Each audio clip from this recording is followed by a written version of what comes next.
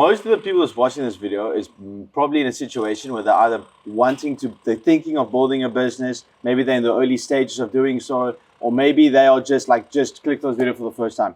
What would you have recommended your younger self in this current situation that you would have done maybe differently, if obviously with the knowledge that you do have right now when it comes to pursuing your goals, pursuing your dreams, building a business?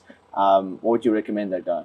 So I think we're going to just immediately exclude everyone who doesn't do the action. If you don't do the action, it doesn't matter what you have, you're not going to get there, right? For the people who are willing to put the work in, genuinely willing to put the work in, not for like a couple of days, those guys, the thing you're missing is you need to know what actions to put in. There's so many guys I know who will just do random stuff because they think it might maybe work, but they're literally hitting a brick wall nonstop. I literally know guys doing 200 cold calls a day for like 6 months straight. They made zero success. Jeez. Zero. Fuck, and now it's tough, bro. And now I saw them in Cape Town making like 50 grand a month, bro, 100 grand a month. But yeah, so the difference between myself and those guys who went from doing 200 cold calls a day, which is insane, to making a ton of money, which they don't even do cold calls anymore, is they knew the right actions to take. So if I had to go back, I would immediately either find someone that is already doing it, reach out to them, just say like, look, this is my situation. Because people want to help like the younger version of themselves. They love it. True. People want to give the energy, like the knowledge away. And you need the knowledge. You need to know exactly what to do and why you need to do it, how to think through all these business problems in order to create the success. And if you didn't even know that, so don't teach it to you in school, then it's going to be extremely hard. And why figure it out on your own? Imagine all the math stuff you do in school, for example. If you had to figure that out on your own, you would never finish. You would never get there. You need to just get it like silver platter. You find the silver platter with the exact information of someone who's done it before, the exact steps. That is the way to literally do it as fast as possible, learn the most, be the most effective by far. That's the thing about mentorship. It's like people think that they're just spending money, but here's the thing. You are actually saving and making a crap ton of more money when you invest in mentorship. Because like, let's say you do it on your own, like you can 100% do it on your own, probably with all the information, but it's going to take you like 3 years to see, like 2 years to see something come, out of fruition. But when you invest into a mentor, it's like it can happen in 4 months. And during that time, where you actually, now in 4 months, you're making money. So for the extra, 1.5 years, you're making more money than you would have done by yourself, making nothing. So you're actually making more money by investing in mentorship because you're shortcutting the process. Yeah. And a lot of people are scared to make that investment. It's that scarcity mindset you kind of have to get yourself out of. But it's another part of it completely is the information part and is the mindset. Building a mindset like on your own is borderline impossible. Like it's extremely hard. You have to download other people's mindsets of more successful people. That's why all these courses and mentorships are just insane. I agree. I mean, I think also like a big thing is, especially like in the beginning phases of just building anything in general and like pursuing your goals, you tend to come to a situation where you have to let go of the current version of yourself and everything that is, related to him, like your friends, your current environment, your habits, just everything that your interests, whatever. You sort of have to somehow let that stuff go, or what I like to call is just to kill that person. You need to kill that guy off. And then there's like a transition phase between that person and your ideal self, or the person you're moving towards. And in that time, I think Alex calls it like the no man's zone, or what? Like the lonely chapter. Lonely chapter. And that is so true. I think that's also part of why community and course is so invaluable. I mean, once again, we are all on a trip right now. Like that's why we invested in this, is because when you surround yourself with people that are sort of on the same journey as you realize a couple of things. But the one thing that you do realize is that no one else really knows what they're doing. They just doing what they think is best with the current information that they do have. And it's very easy for you, like this, for example, someone is making 50K a month, you're making 10K a month. All you need to do is just implement what he is already implementing and give it time. And then with time, you will probably end up with 50K. And he's still just as clueless as you are, essentially. Speaking with all these guys, bro, like it's you tend to think like, everyone is smart, everyone knows what they're doing and whatever. But it's literally just time in the game, consistently doing the stuff that they're just supposed to do, and they just stop doing the things they're not supposed to do. And then with time, you'll be better off. But you'll never feel like you know what the fuck you're doing, Like there's always a little bit of uncertainty involved. And so I think it's so important, bro. Like everybody speaks about it, and I fully 100% agree with this. I mean, that's why we got the School of Athens at the moment, is we are building a tribe, a community. because when you curate your inputs, you can to an extent guide the actions in life to a certain output. Keegan and I spoke about this a bit earlier. You know, you can't really, you can't control your outputs. You can only control your inputs. And so by religiously and making sure like everything you're doing is controlled and sort of aligned to where you want to go, the odds to receive what you are looking for is going to be obviously much higher. And so, yeah, community is everything, bro. I fully agree with that. What are some of the inputs that you like did to get to like 40K in a month? What are some of those inputs? So, but before you even get the inputs, you kind of even need to know where to even allocate the inputs, right? And this comes back to one thought process, like let's say problem-solving process that I really like till this day. I put a lot of focus on. You need to find where the bottleneck is. Now, for example, let's say you're doing cold calls, right? You call people up, and then you get no-book calls. That's all you know. You have to do 100 calls a day, you get no-book calls. You have no idea where it's going, where the issues is. It's a pickup rate, is it picking the right people, is it your offer, etc. Right? So what I figured out was my cold email system, right? That's what I used to get clients initially. Is my messaging, I didn't know if that was the issue. I didn't know if it was the leads. I didn't know what it was, right?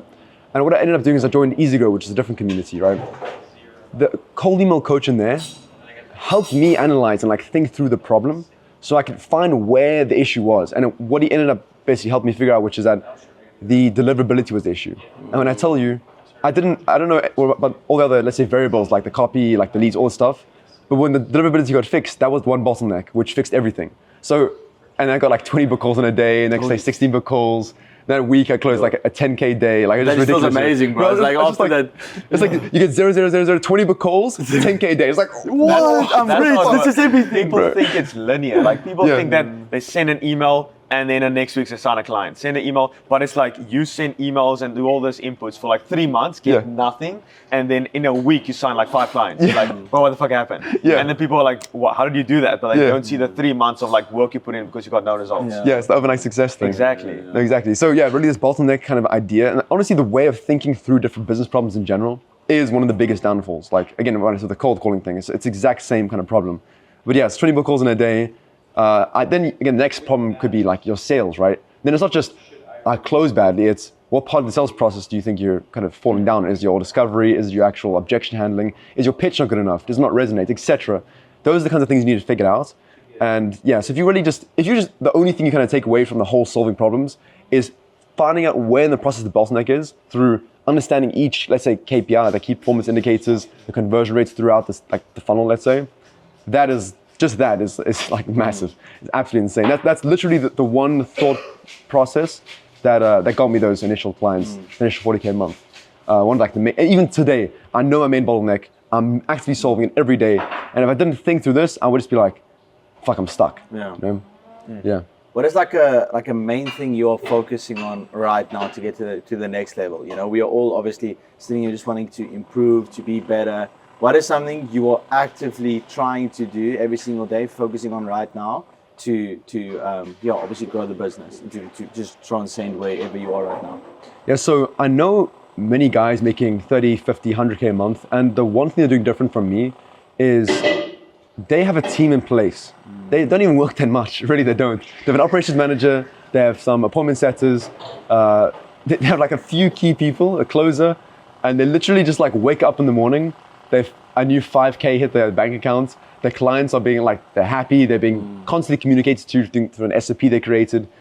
That's not the one major difference. Now, I've just got to learn that skill. The skill learning basically comes over time. Like I need to just do it, see where the issue comes up. Again, like find the bottleneck. Is my SOPs? Is my communication with the team? Is it, again, that's the same kind of thing. So building a team is absolutely insane. It's so important. It's a skill that you need to have regardless. And it basically comes down to the whole, you need to know how to communicate with people, get your point across. A lot of these traders, you know, like the crypto traders, or one of the reasons I don't like this guy is, first of all, I'm gonna get into the fact that it's so unreliable to make money. I know countless people doing SMA making boatloads of money, and I know no one trading making money. But they don't learn the skill of communication.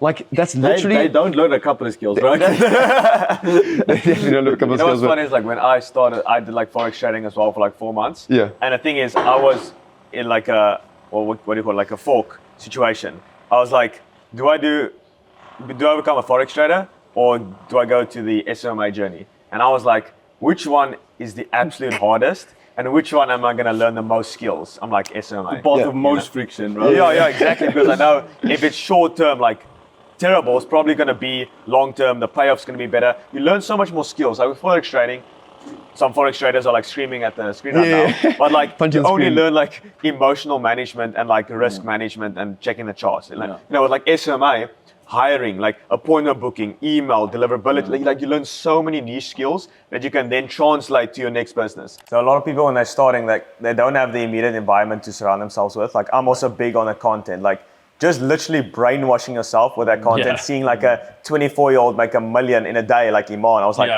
no way. I was like working with this guy as well. He sent a screenshot. I was like, $1 million in a day? How's that possible? People are, yeah, it's crazy. And then when you just see the Stripe screenshots coming in the Slack channel, like what on earth? And the mental environment is so good as well. Yeah. You can't do the physical, do the mental environment. Exactly. That's what I'm talking about. Because if you watch other people's success stories and you see they have made it, why not you? Yeah. Like what's holding you back? Like this is what I always thought. Like I always knew I would make money online. I always knew I would have my own business. Yeah.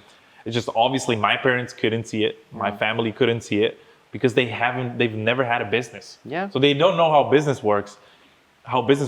And so whenever they gave me advice, I was like, yeah, I take that advice. Yeah. I love you. Yeah. But at the same time, I realize it's, I can take that advice up to a certain point. The other advice I'm going to take by people that are successful. And it may sound selfish or it may sound like, oh, so you don't care about your family. I care deeply about my family.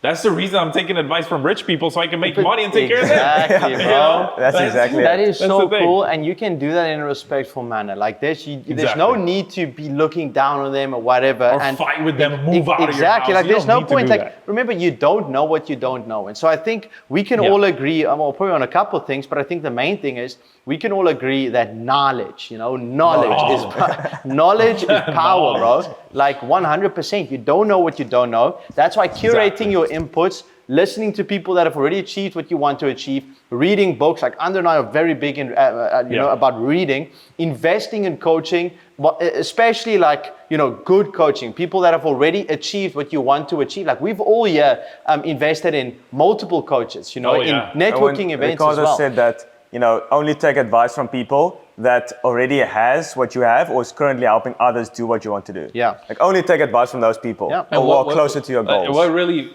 freaks me out sometimes is that people will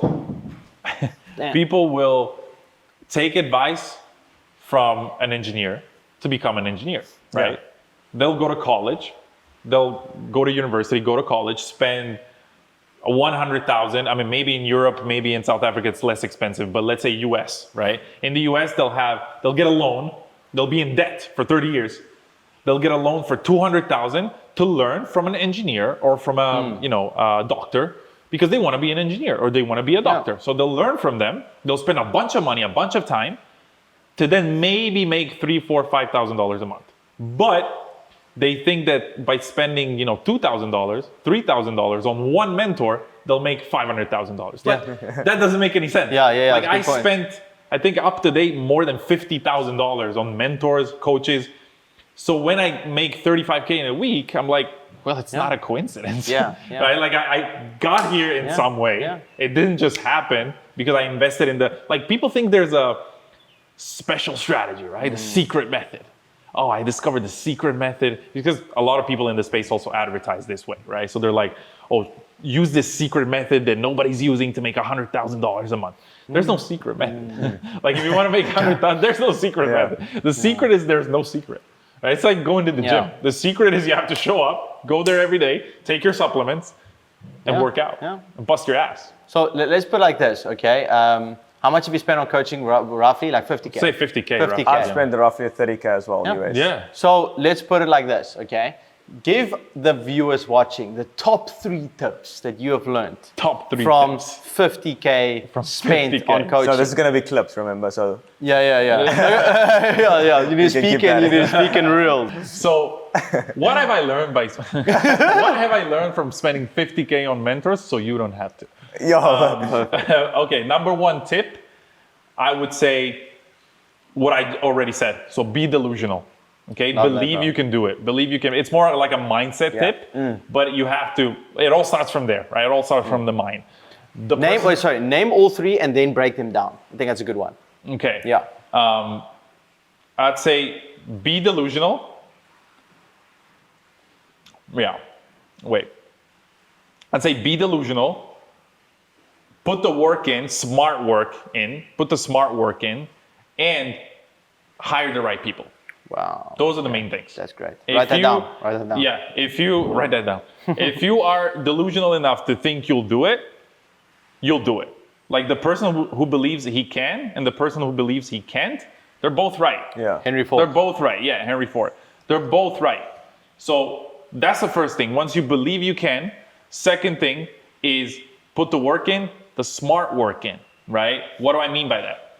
If you start your own business, let's say you start with cold outreach. A lot of people start with cold outreach, cold calls, cold emails, cold DMs to get your first couple clients, which is completely okay. I think most of us started like that, Yeah. right? Let's say you get your first 2-3 clients. We're like, okay, I got a little bit of money in the bank, right? Don't be greedy. Don't be like, oh, I'm just gonna keep going like this so I can stack up all this money, right? So I can save it. Outsource it. If you're doing 150 cold calls a day, just hire someone that can do that for you. Focus on higher leverage activities, right? Because if you're greedy, you'll stay stuck at doing 150 cold calls all day. So you won't have time to scale the company. You won't have time to think about hiring. So that's what I mean by smart work. Smart work is get someone to do what you can do, teach them, of course, learn it yourself first, but then teach it to them. And then have leverage, right? How can you work 100 hours a day? Well, if you have, what is it? I'm not good at math. But if you have like 10 people working 8 hours a day, that's 80 hours a day. So you're not working 80 hours a day, but your company is. So it's as if you were working 80 hours a day. Yeah. I think Okay. just quickly add on that, like I think very important there is to work on your business and not in. Like that's good. There It's you like you're gonna struggle to work on your business if you're constantly having to put the work into the business. Like so I think that's If you're micromanaging things, it's impossible to focus on higher level activities. And then, as I said, the third thing is just hiring. Like, and that's the hardest thing, but the right hire can make such a big difference in your company. Such a big difference. Like, even with me, when I started out, I had, I think, 6 or 7 different appointment setters, people that would cold call for me at the beginning, that I hired, right? Constant cycles, hiring and firing. Because they were good, but then they were not good. They were not good, and they were good, they were not good again. If you find the right person, which I did after like 1 month of doing this, and he's now my right-hand man, right? His name is Rendell. Shout out Rendell if you're watching this. I wouldn't be able to run the company without them, you know? So I found the right person, and then I nurtured that person. I created an environment where he could grow, give him bonuses, right? And that way he's like, okay, I feel like I'm part of this company. I'm invested. They have to share your vision. Every big company, big organization I've seen out there, especially with what I was doing before, direct sales, network marketing, that, those are big groups. Like, I don't know if you know, like Herbalife, Amway, like those type of companies. Some people say they're like, pyramid schemes, whatever. But you got to hand it to them. They are great at building communities. Yeah, have you ever seen one of their events? Oh, no, I haven't. No? It's crazy. Like, they're all there jumping, screaming, and they all feel like they're part of it. And I'm telling you because I've been to those events. They all feel like they're part of one community, and they have a shared vision. And the leaders are great at sharing the vision. And so if everybody has the same vision, and you can lead them towards the vision, that's where you get a company that's flourishing. Because at that point, everybody will be just working towards the goal. Doesn't matter how much you pay them. Doesn't matter. Of course, you need to pay your staff well. But doesn't matter how much you pay them. Doesn't matter if they wake up and they're tired. They're still going to do it. Why? Because they feel as if the goal was their goal. It's as if the company was their company too. So they're just going to do it. Like, you want your vision big enough so that they can achieve their goals in it as well. It's like, if the vision isn't big enough, they're going to have bigger goals, and then they're just going to go to another company. And bigger visions also attracts better people. Like, Elon Musk going to Mars.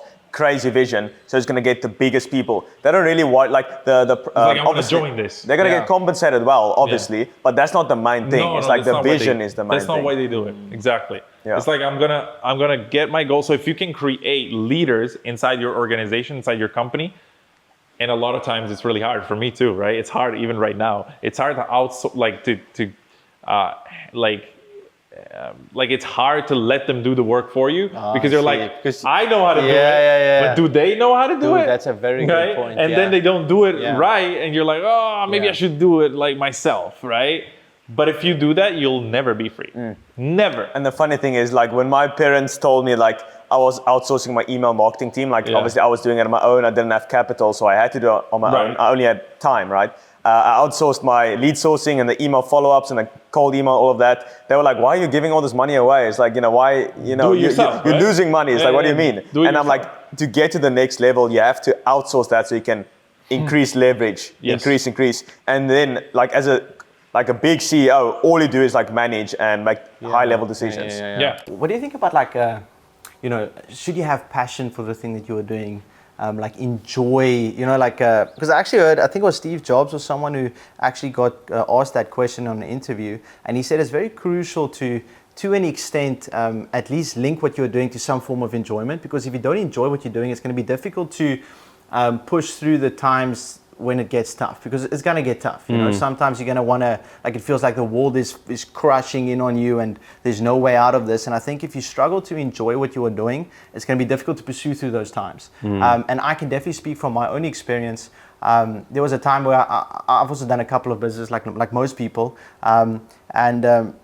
Doing what I'm doing right now, I really enjoy it. Not all parts, obviously, but in the macro scheme of things, I can see myself linking this to a form of long-term, whether it be purpose or whatever, and that pushes me through a lot of difficulties. What's your take on that? I think people take it too literally in the sense that they think, okay, I need to work on what I'm passionate about, and they think, well, I'm not passionate about Facebook ads and lead generation, so I'm not doing what I'm passionate about. Yeah. But I think it's actually more important that you're just finding something that you're passionate about within the thing. So like, was I passionate about managing Facebook ads for local business when I first started? No, but I was passionate about the game and the reward and like challenging myself and like things being hard. I actually started to really enjoy that over time. And so I think it's about finding passion in what you are doing, but it doesn't have to be the macro, because the business is kind of just the vehicle that you're in. And I think some people often forget that like a business is just one vehicle in that one stage of your life that's trying to get you to one specific goal, but you're going to have many of those over the journey. And so you end up finding something that unifies all those companies, whether that's like just the game, whether it's just the challenge of unlocking something new, whether it's just the challenge of doing something you hate and turning that into something that you end up loving, or whether that's, enjoying looking at an ad account and seeing return on investment there. So as long as there's passion somewhere within it, I think you then find your role. But in the early stages, it doesn't matter so much because you have to push through all the hard shit. And I think that's, going back to your original question, one of the main reasons people don't make it past 10K a month, because of the fact that they are trying to find enjoyment. And so they're constantly jumping around all the stuff they do enjoy, but too early. So they're giving themselves the privilege of passion and enjoyment before they've earned the privilege of it. Yeah. I think most of my enjoyment comes actually from the fact that I'm choosing or that I'm doing things on my own terms.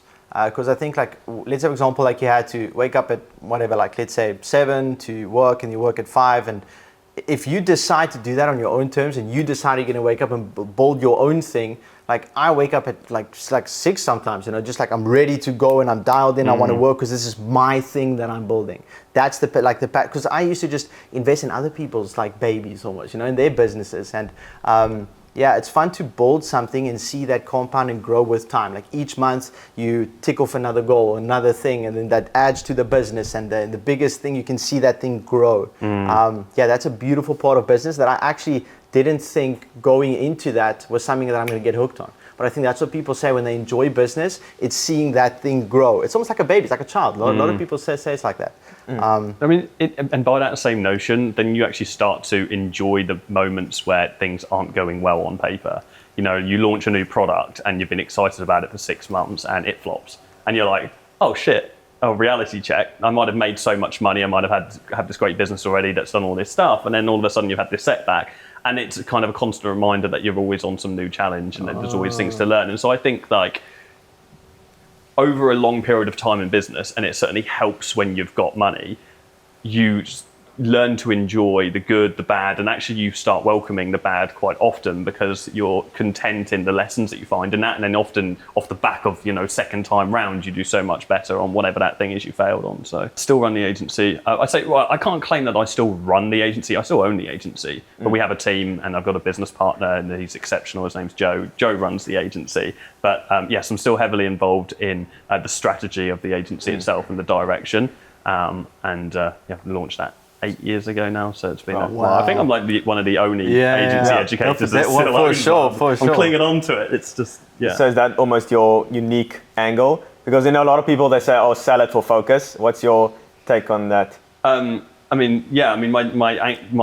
it's definitely a unique angle, and I wear it with pride, owning an agency and also teaching people to start an agency, because I just think it's so important. If you're going to teach someone how to do something, you can teach based on theory. You can test through your clients and then get feedback and see whether something new works. But I'm testing a new outreach strategy, or I'm testing a new ad strategy with immediate result, and therefore when I teach it, I'm so confident in it. Whereas most people will teach, wait for the result from the client, and then, you know, affirm it. The feedback loop's slower. Exactly, it's exactly what it is.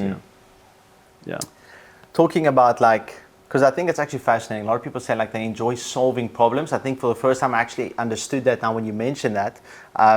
Was there a time or ever like a point where you thought about, you know, maybe like this is it, or like I just can't pursue this, I'm going to quit. Like this is terrible, the world is falling apart. And what sort of pulled you out of that or got you through that moment?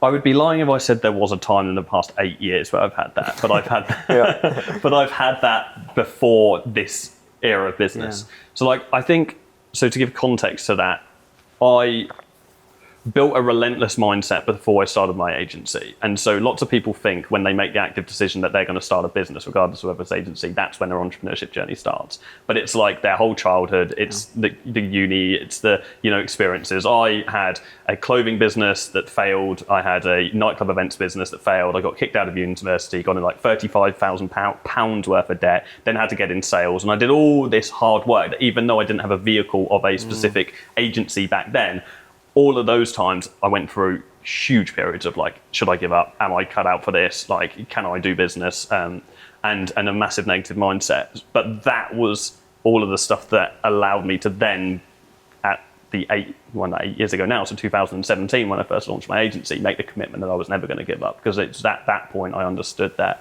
you only fail when you quit. And we've all heard that, but it's so true. Like, because it doesn't matter whether it takes you, like someone watching this 10 years, it takes someone else 1 year, that you might get the same outcome, but you're only going to not get that outcome if you don't continue with that. Like, I believe to my core, if you take the daily actions that it takes in order to achieve a result in whatever business you own, you can't change the variables around you. You can impact them, but some people will just have it good and they'll get there in like 1 year. Other people, it might take them 5 years, 10 years. And the only difference between the person that does and the person that doesn't is one person quit. So if you don't quit, you will never not achieve that result. You just can't always control the time frame, you know? Yeah, there's a lot of things there. So like, you know, success and failure is on the same road. Failure is just an earlier exit. You're doing the exact same thing. So that's why I always say, like on my videos and stuff, like success is, it's impossible to fail if you don't quit. It's literally impossible. It is. You just need to keep doing the thing. And do you also struggle with like, because you're obviously doing it for 8 years now, did you struggle with comparison during that time? Like, oh, he's been doing it for 2 years and Oh, for sure. Oh, for sure. Yeah, there's no doubt about that.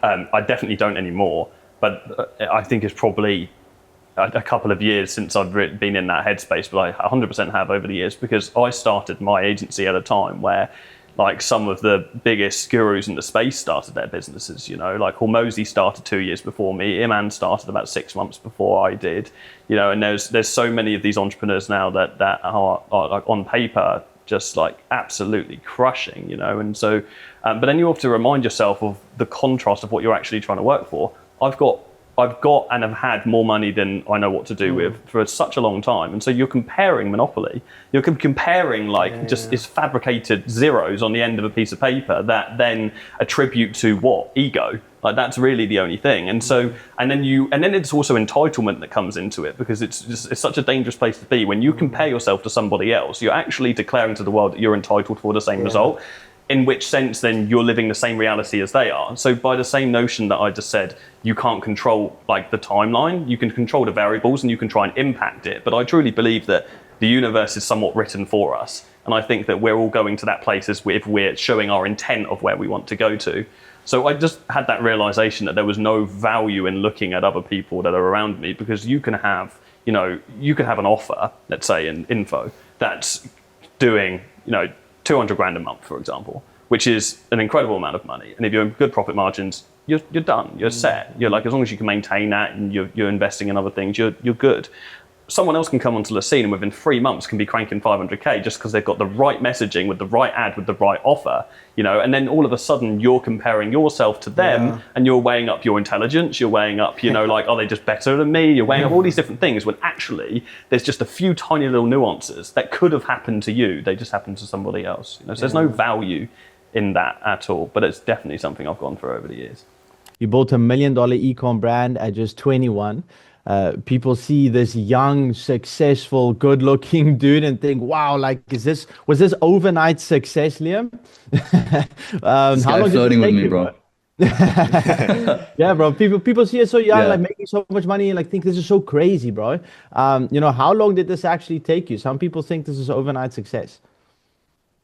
Yeah, it's interesting, boys, because for those of you guys that saw our last podcast, I wasn't actually in too good of a place back then. I had made some good money. I'd spent a lot of money. I'd had a lot of amazing experiences, but during that time, I wasn't really at the pinnacle of my success. I wasn't really crushing it at that point in time. I was trying to, and I was constantly working, but the output and the result wasn't where I wanted it to be. And since then, we've turned things up exponentially. Like, my life has completely changed since then. And yeah, that's also just a testament, that was almost 1 year ago, and I'd already done so much up until that point. I'd already made a really good amount of money, ran it all the way up, ran it all the way down, ran it all the way up multiple times. And that was 1 year ago. So, to see where I'm at now compared to just 1 year ago, that's already shows that like this definitely hasn't just happened overnight. I got started in trying to make money when I was, around 16, 17. So around 2021, and that's when I started making my first little bit of money online. So it's been a good, almost 5 years now. And obviously, first of all, for everyone watching, you were the first guest to have our second appearance. So that's just a testimony to all the success you have achieved thus far up from our previous one. That's why we had to get you on. You're currently in Bali now as well. And, I would love for you to maybe convey some things you think led you to having this exponential growth and success the past couple of months, like you just mentioned.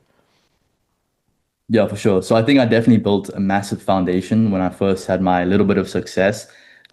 Just to give the viewers some context, I started making like actual good money. And if we're speaking South African standards, I would say over $5,000 a month in the middle of 2023. So like a couple of months out of high school. Was making like $5,000, $6,000 a month in sales. Did that till around October, November of 2023. Rolled all of that cash over into e-commerce, and then made no money, just lost money for about a month. But bear in mind, I was working my ass off all day, every day with one goal and one vision, and that was to get an e-com brand up and running. It's on my YouTube channel as well. If people want to go watch it, I documented the whole thing. Yeah. Then I made $15,000, next month $20,000, next month $50,000. So those were all milestones that I hit very rapidly, and that obviously gave me a very good foundation first in terms of knowledge, but also in experience. I put a lot of that money back into coaching, into learning new things, into travel, which ultimately led me to find out new things about myself, develop my own character. Last year I went to 12 different countries. And that really helped me just build the mentality of just an absolute killer. I still believe I have a lot to learn and I have a lot of growth to do, but I'd like to think that I'm only becoming more and more of a killer every day. And like, even if you aren't becoming a killer every day, I still think that everyone should think that, because you are what you think you are at the end of the day. You are what you believe you are. So yeah, Brandon, I would say like it's really just experience and the compounding effect. Even though last year when I had that podcast with you guys, I wasn't necessarily making money, I was still waking up every day and firing shots, and eventually one of those shots were going to hit bullseye, which they did. So yeah. There's an amazing quote from Drake. He said, it's real when you are you think you are. I don't know where exact. Someone said it as well, but yeah, it's truly. I was in the sauna with a friend yesterday, and it takes like half a decade to really start to see some momentum coming in. Doesn't matter what business model you start, e-commerce, SMA, even trading, which I wouldn't really recommend, but it takes like 5 years, to really start seeing some momentum coming in. So when you see young guys doing it, they started at like 16, 17. So that's the reason why. And and I mean, even if it doesn't take half a decade, like let's say you're in the right place at the right time, you're really putting in the effort, you meet the right person, and it takes you, 6 months. Amazing. But when you're going into it, you shouldn't have the mindset of, it's going to take me 6 months, and if it doesn't, I'm going to start losing hope. Like go into it and be like, okay, this is probably going to be a lot harder and potentially going to take a lot longer than I would hope it to. And commit to that. Commit to the fact that you might have to work for 5-10 years seeing no results. Yeah. Because then achieving what you want is inevitable. Yeah, there's a good mental model also. Sorry, Quentin, but if it's going to take twice as long and it's going to be half as profitable, would you still do it? That's a good mental model to use because it's probably going to be like that. There's a lot of these quotes and stuff that say it happens slower than you expect and then faster than you could ever imagine. And when it rains, it pours, Like we all experience it, even though we are in different business models, we all experience the exact same thing. It's it's insane actually. Bro, and I will say when it does, I'm just going to say one more thing on this, but I will say like when it does pour, like put as big of a bucket out as you can, like really soak in that, because the same thing happened to me. Like I started making money at the end of 2023, the beginning of 2024, and then I just started traveling. Like I went absolutely crazy. I was, there was a period of time where I was like barely working, and it ultimately led to my downfall. Now I still had an amazing year last year, but if I just really rode the momentum that I built towards the end of the 2023 and the beginning of 2024, I would have made way more money in the short term. And because I didn't ride that momentum as hard as I could, I was forced to go into a period where I had to really just rebuild again. How would you balance? I'll get back to what I previously want to mention a bit later. How you spoke about now, having a big bucket and trying to, really soak in when it pours. But you obviously also maybe wanted to celebrate your first win or whatever. You went to go and travel and do all those things. How do you, looking back at all of this, maybe if you didn't go and travel, when you focus a bit more on working, like you just mentioned, maybe you would have gotten a bit more in the bucket, whatever. How would you say is a good balance between celebrating the wins and then focusing on, making sure that you are leveraging everything you can in this moment to make as much profit as possible? Yeah, I would say reinvest, use the money as a tool, delegate, make sure that the ship is still going forward, and then still celebrate. Like, I'm so grateful that I traveled. I met so many amazing people. I saw so many amazing places. I developed my character beyond measure, but I had no systems in place. If I had an amazing team and I'd reinvest that money first into the business and created it into something that was a little bit more independent without me, I would have been able to do these things completely guilt-free. But it was because I was the only thing keeping the ship going forward. If I took a break, ultimately things would go to shit until I decided to come back and fix it. The funny thing is like, so I would say just like, leverage the momentum to build systems. Yeah. That's exactly what I think every single entrepreneur that first makes their good money, they all go and travel. Like, that was us basically last year. And you can kind of feel the momentum as well. But, it's pros and cons. Like we obviously saw the world and that gives you a perspective that you can not get anywhere else, right? So, it's like, did that help me also make good decisions in the business? That makes me more money later. It's like, you never can never really say. But those experiences when you travel is invaluable also. I mean, bro, this Yeah, man. entire idea, the School of Athens, this podcast, our community founders acquisition, all was born from us being where you're right now, which is in Bali. That maybe would have still realized, but like, it obviously got like when you were there and we're in this abundance of just relaxing, being in the moment, experiencing new paradigms, new people, it completely just fired all these ideas in our mind. And that ultimately led to where we are right now. So, yeah, it's fascinating, bro. You Yeah. obviously said you traveled to all these different countries last year. I think you said 12. What would you say is the value in traveling for you? You've obviously invested heavily in that. Invested.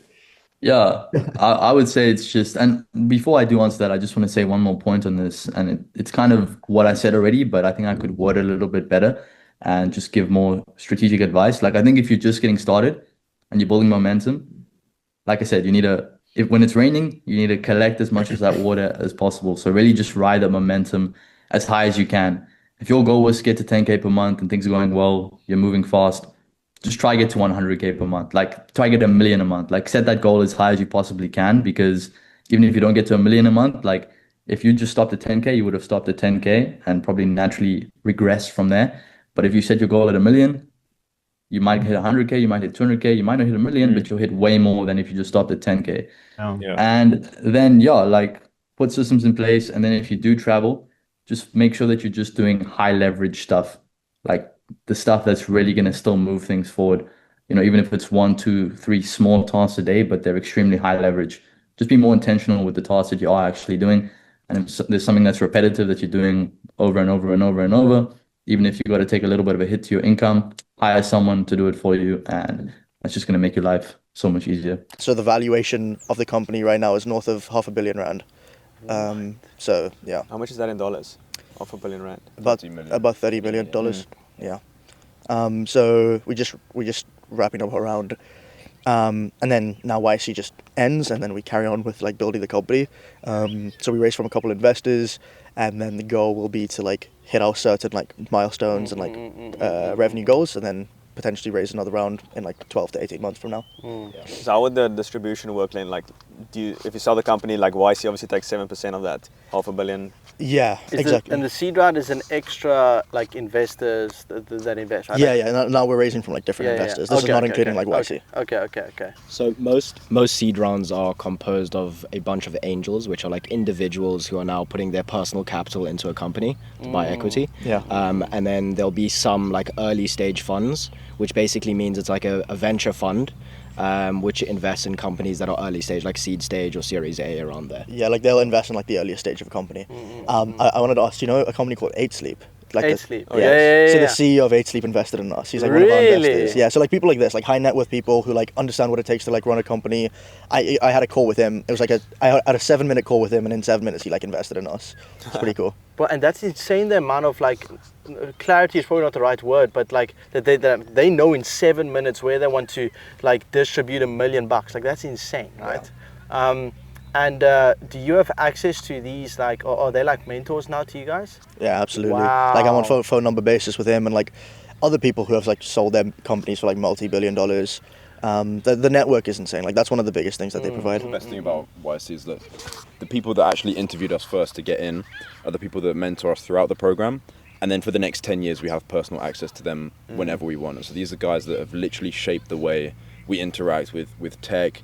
Like the biggest educational tech platforms these guys built, they're worth multiple billions of dollars, and now they're like rooting for us, right? From the beginning, they were the first believers in us, and now they're like, we're accessible to them like at any point, so we can get, any problem that we're going through has likely been gone through in some way or another from someone in our network.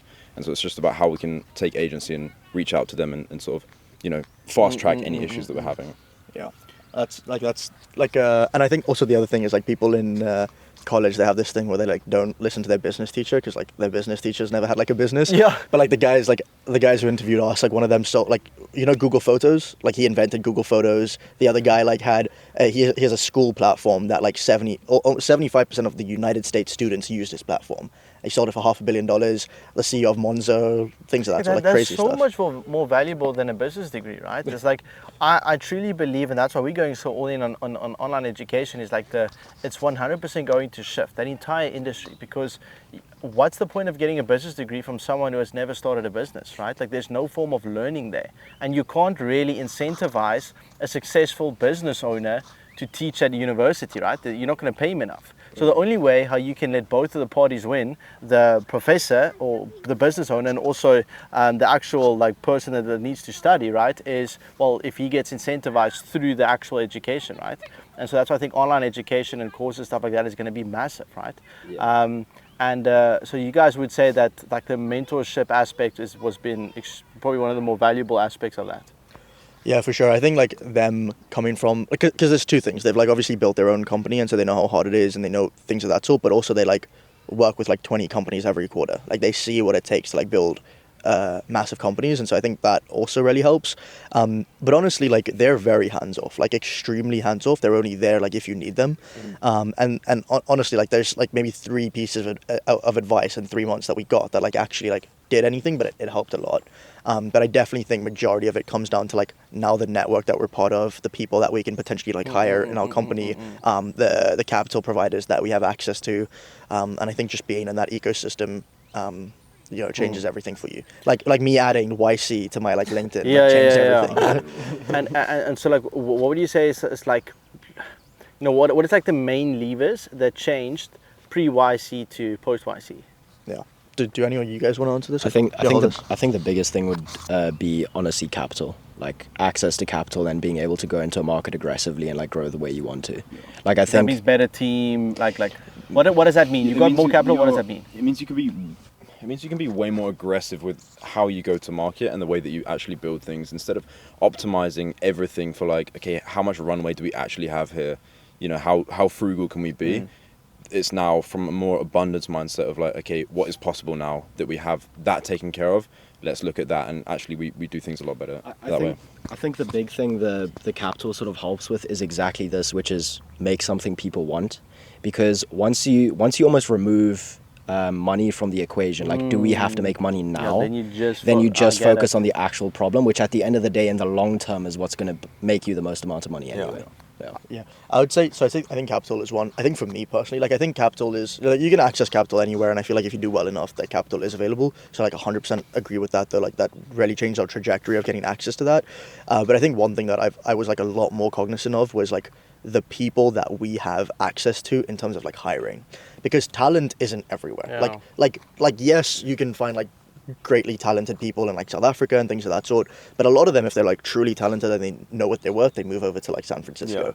And I think that being in this proximity of people who are like striving and ambitious and want to do the things that you want to do, but maybe they just don't have the opportunity to build their own startup, but they want to solve extremely hard problems and they want to be a part of the team who's going to change the world, having that really, really helps. And having the name YC gives you this like level up of like, like if 2 people are competing for one person and you're a YC company and they're not, the likelihood that they come for you is because of that name really like makes your chances higher. And I think this is like, do you think how would you go about tapping into the benefits of having a lot of capital if one does not have that? Operating out of a place of mindset, focusing of abundance, focusing on building out the product, but obviously you still need some capital to sort of live, right? How would you guys go about balancing that out? Like knowing what you know now, if you had to go back to your previous life, what would you do differently if you did not have the 500K? Like what would you prioritize there?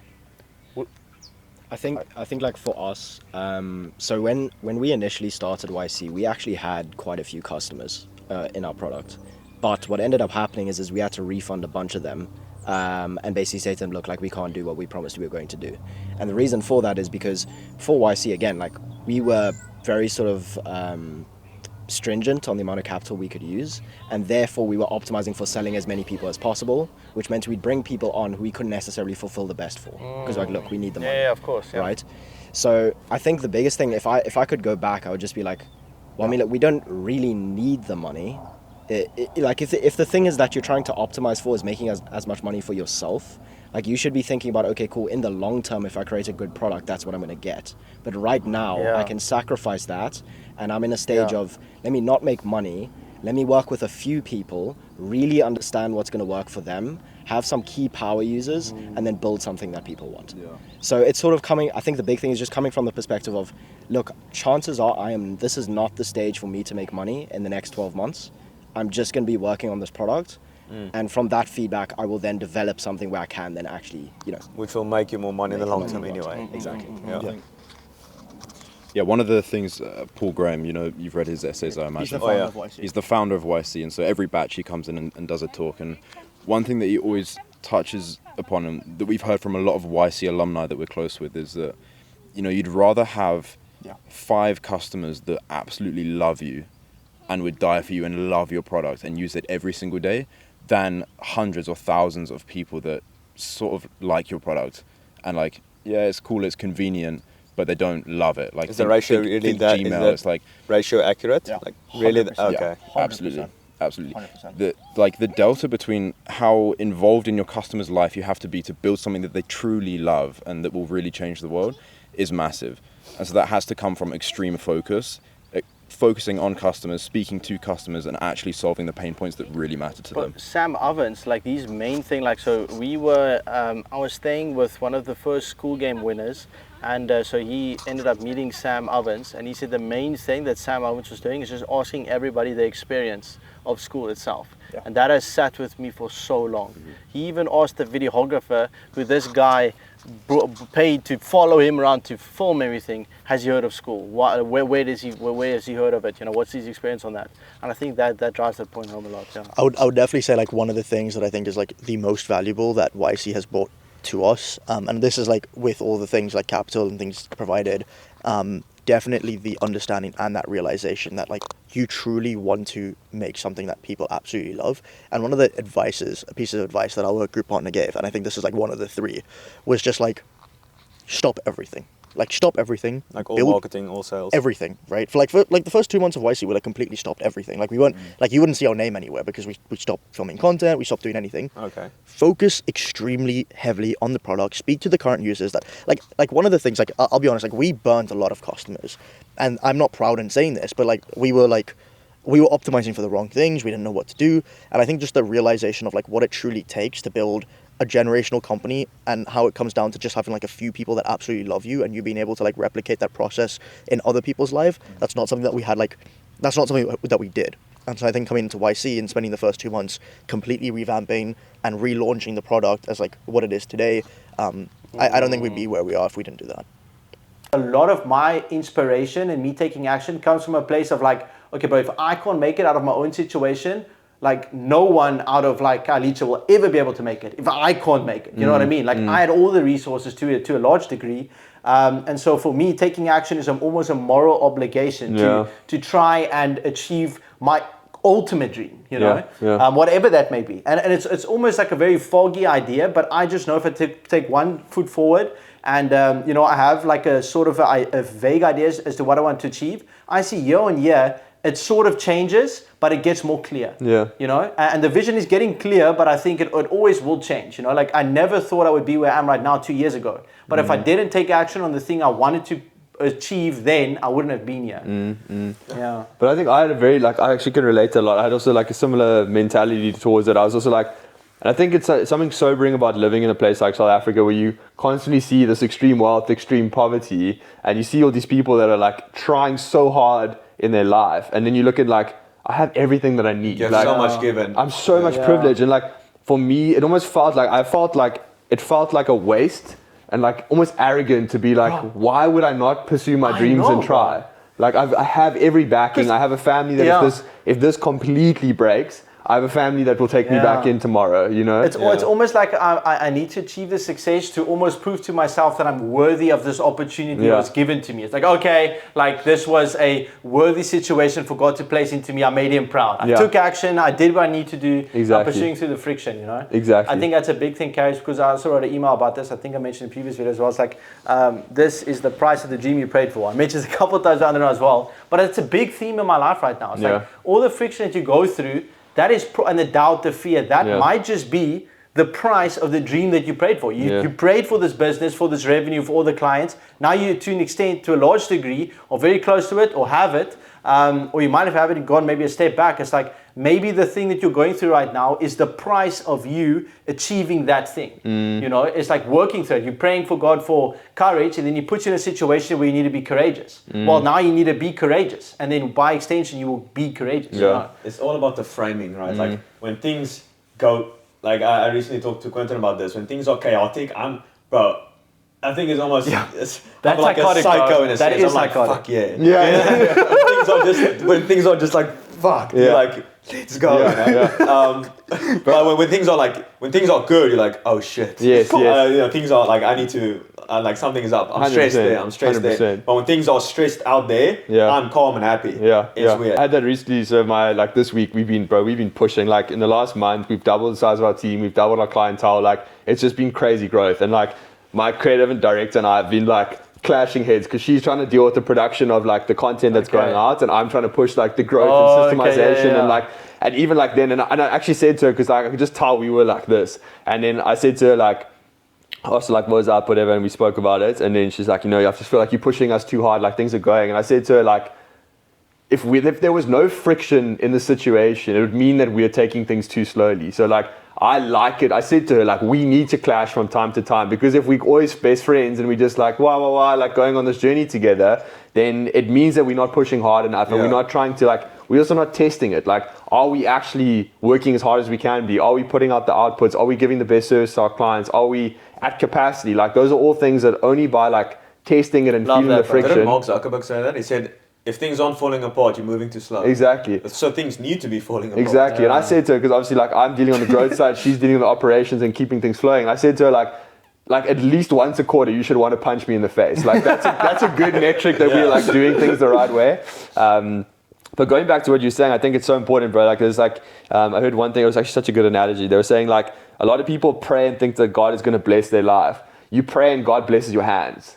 Because he's like, okay, cool, I put you in a situation now, I'm going to help you do the thing. But you can't just like pray and sit, you know, you have to actually, he's going to bless your hands to make the work. Faith without works is dead, you know, like it is 100% what it is. You know, a lot of people tend to just have faith and do this. And, you know, I don't want to, you know, step on any toes because I'm also not 100% sure what the verse is saying. But like, you know, there is a point where you pray, but you need to be taking action in faith. Like that's the main thing. It's like taking action, pursuing your dream despite the fear and the doubt. You know, it's like that is what it is. It's like you have this dream. I really think if everyone sits still, there is a voice, and it's usually the loudest late at night when you're alone. You know, it's like sitting whispering to you. It's like you could be more. You can do this. You want to achieve this, and that I see is like that's my ideal self, my future self, almost whispering to me from the future. It's like, bro, like do this. This is what you want. And then it's almost like, you know you want that thing, but there's a lot of doubt and fear. It's like, that is it. That is the fucking thing, bro. Like, I had that voice 2 years ago, and that was starting a podcast, you know?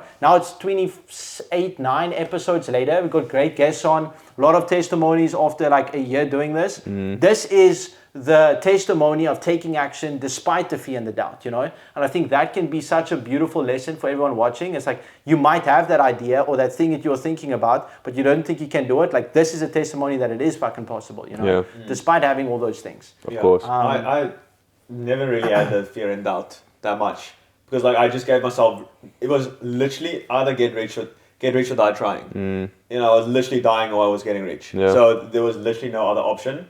So with that, like, I was like, okay, burning the boats, just like dropping out everything. And it's funny, once you start doing that, like the day I dropped out, I also worked with Iman Gaji, like his content team, right, in 2022. And I think it was June, like somewhere around there, right? The day after I dropped out, I got the job.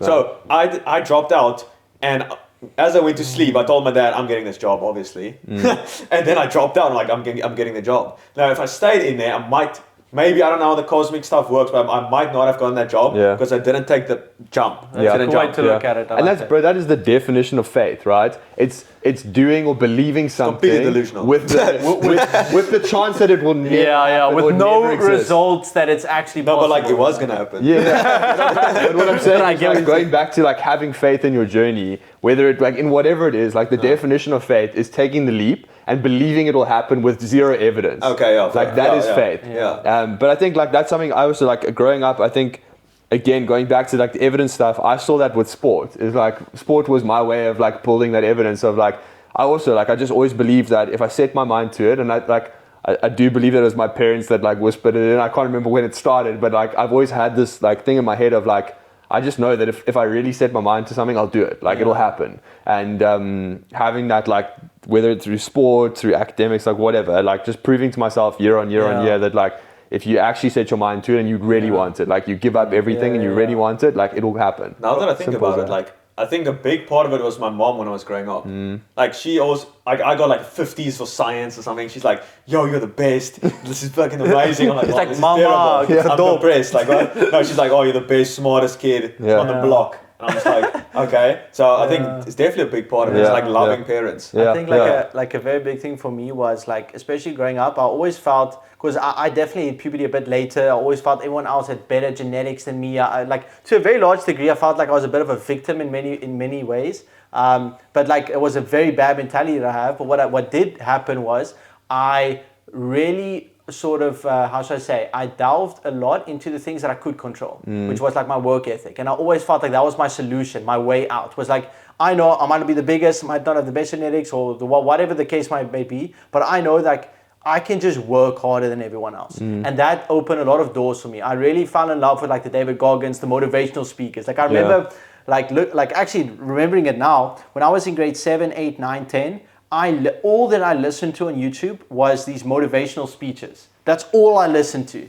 And bro, that changed my entire paradigm and my framing that I operate out of life. It never came from a place of victim anymore, because I always felt like I had a lack of this, a lack of that, and it changed to, okay, but what can I control? My inputs, my work ethic, putting my mind to something and taking action, you know? And that changed a lot of things, because despite the lack of what you have, the one thing that everyone can control is your focus and what you put your effort and your time into. And that's been my biggest thing, I think, Yeah, but I remember like when I was in high school as well, I'd be on like the treadmill riding, because I always got in sport quite early, because I played provincial cricket, and like in order to get there you had to like hit a certain level on the bleed test. You had to do a certain amount of push-ups and sit-ups in a minute. So like I was always trying to max out those stats. And then I used to also bring like the NFL like compilations and like Lil Wayne and like all this stuff in the background. And I was like, bro, I'd always put them on and just put them on repeat and like run on the treadmill. It's like a masculine like thing that just comes out when you listen to something like that, bro.